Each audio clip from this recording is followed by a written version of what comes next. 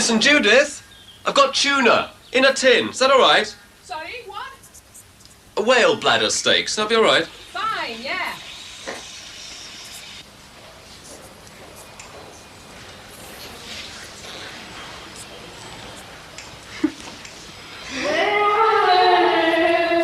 Hello, Melanie. Do you remember me?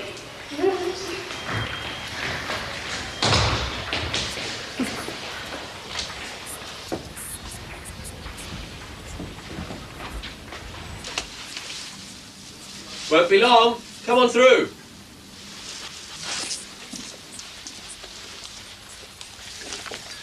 Sorry, I didn't mean to rush you upstairs. Can I give you a hand? Well, I've managed the tin opener pretty well. Scissored the corner off the packet of pasta without too much trouble, and the kettle's just coming to the boil. Tea or coffee? Tea, please.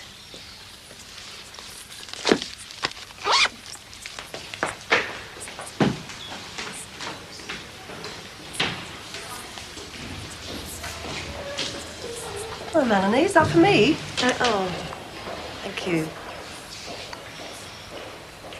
I didn't expect to see you today. I'm sorry I didn't get a chance to talk to you at the open day on Saturday. You were very busy, weren't you? Oh, slow down. Oh, sorry, am I going too fast? I can't sign. But... You lip read? Oh, well, I was saying you were very busy on Saturday at the open day.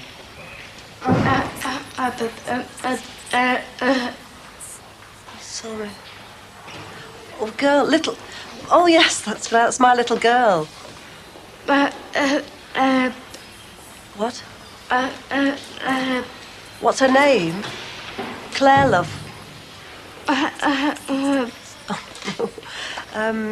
Claire. As in chair.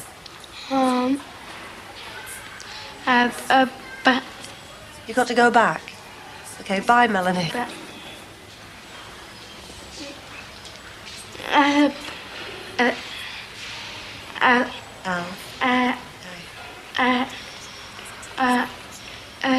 Claire.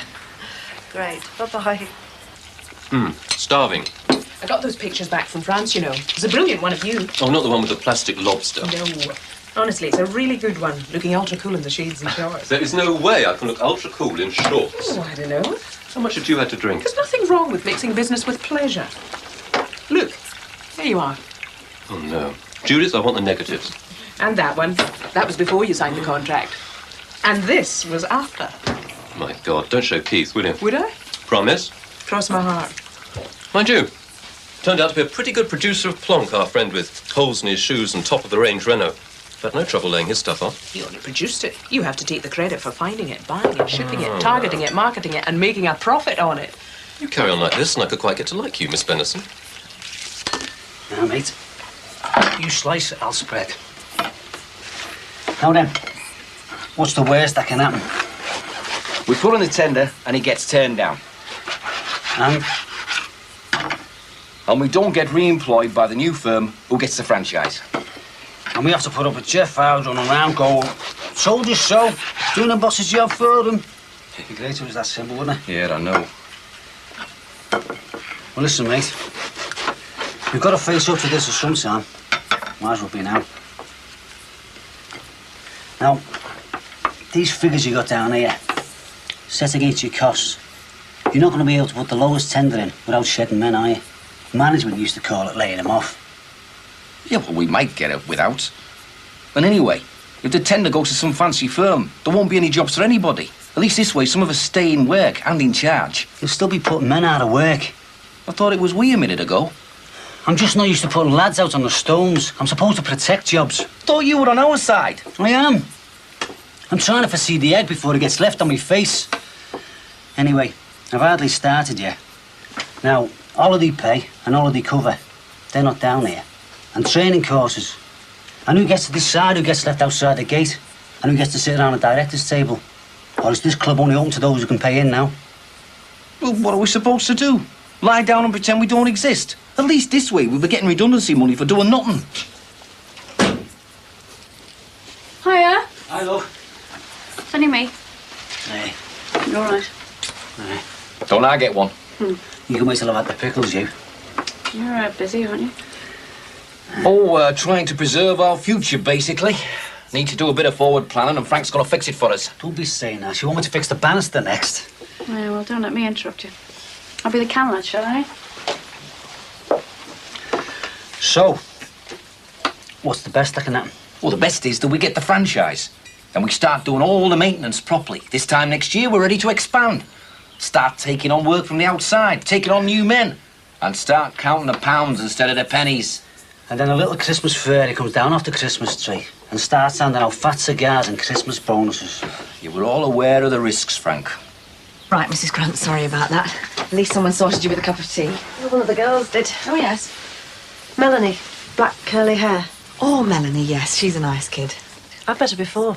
Oh, right, where was that? She was part of this special inter-school sports day thing they were having where I was working. Well, where I still work. Is that where you're on the catering staff? Well, that sounds a bit grand. They used to call it being a dinner lady when I was at school. But yeah, and she invited me to the open day, and I'm really glad I came now. It was an eye-opener. Well, I must say it's very encouraging to find somebody who's as interested in working with the deaf as you obviously are. You know, I tend to think a lot of people come along to these open days out of a sense of duty, well, flavoured with a heavy dose of pity. It's, very demanding work, you know. Well, I'm not sure if being a dinner lady is the right training for what you need. Oh, well, I'd say it's not a bad start. Provided you think you know what you're letting yourself in for, do you? Well, no, not really. Right. Well, care assistant, where to start? Shall I start at the grubby end and work through to the glitter? I'm not frightened of getting my hands dirty. Right. Dealing with minor injuries, sick kids, taking a sick child home if necessary, toilet supervision. Oh, well, that should have been down the grubby end. Cloakroom supervision. Well, that's making sure that those that still have strings in their gloves don't strangle each other. It's a bit different when you get to the older ones. Then you start getting into all the teenage stuff. It sounds a bit like a cross between being a dinner lady and being a mother. Well, it's pretty close. Only you get paid for this. Well, not very much, but you know. Yeah, I know. I'll get my reward in heaven. I suppose because we're dealing with such small numbers, we're more like a family than an institution. Now, what else? One or two of the kids need help with feeding, and the care assistants tend to get involved with that, and that can get a bit messy. I've raised 4 of my own. Well, speaking of feeding time, would you like to have some lunch with us? See how you like us? Oh, yes, thanks very much. Especially as I kept you waiting so long. Come on, then. It's fish pie today. Oh, sounds lovely. No, you don't have to if you don't want to. No, it'll be fine. Just that I'm not very good at formal interviews and all that. Neither am I. It'd be nice to be waited on for a change. Can I ask you something? Sounds very formal. No, it's not really. I've just been thinking about extending my wardrobe. You know, smartening up some of the stuff I wear for work. It sounds like a good idea. Thank you. Well, honestly, it's about time, isn't it, really? That grey suit of yours would look better on a dummy. Judith? Well, it would. Well, since you're so clever, Miss Fashion House, I'm planning on going on a bit of a shopping blitz in the next week or so. You might like to come along. Give me the benefit of your vast experience. And where are you planning on taking me to? Paris? Well, more like Chester, really. If you could spare the time. I don't see why not. I think I might quite like that. Yeah, Chris, we've had a conveyor belt going there. When you said you were coming home for lunch, I didn't expect to see Lenny here as well. It was murder trying to get anything done at work, love. He didn't mind, did you? No, of course I don't mind. Just don't let him set up any more jobs on the side we've got to pay through the nose for, all right? Honestly, never again. This is work, this. You can't eat that. It's a doorstep. Hey, I better be getting back soon, Frank. Yeah, mate. Another shiny for you. Are you having one, love? I had something at work, thanks, Lenny. I'm fine. Well, filling a gap, I suppose. So, you think they're putting a tender in for when they sell the maintenance shopper for you, Lenny? Certainly are. How's it going, love? You know, a bit nerve-wracking. I don't know how these fellas in the city do it, you know, talking these millions of pounds every day. It's a different world, isn't it, Lenny?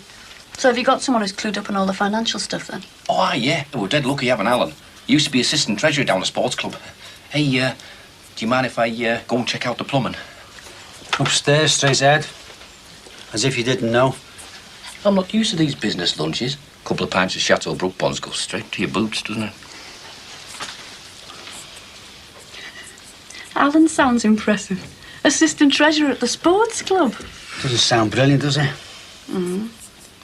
What are they expecting you to do for them? Just provide a union backup, you know. And that's all. Well, I think as soon as this bid goes in, they want my name down as one of the managers. You mean like an honorary position? No, like a full-time manager. Poacher town gamekeeper? Well, I think I'll be more like a worker director than a manager, you know. Still, it's a desk job, isn't it? It's what we've always wanted. But wouldn't a desk job with a bit of security be a better bet, eh? You know why they want me, don't you? Because it was my idea in the first place. I kept getting on at length for sitting back and letting his lads get pushed around.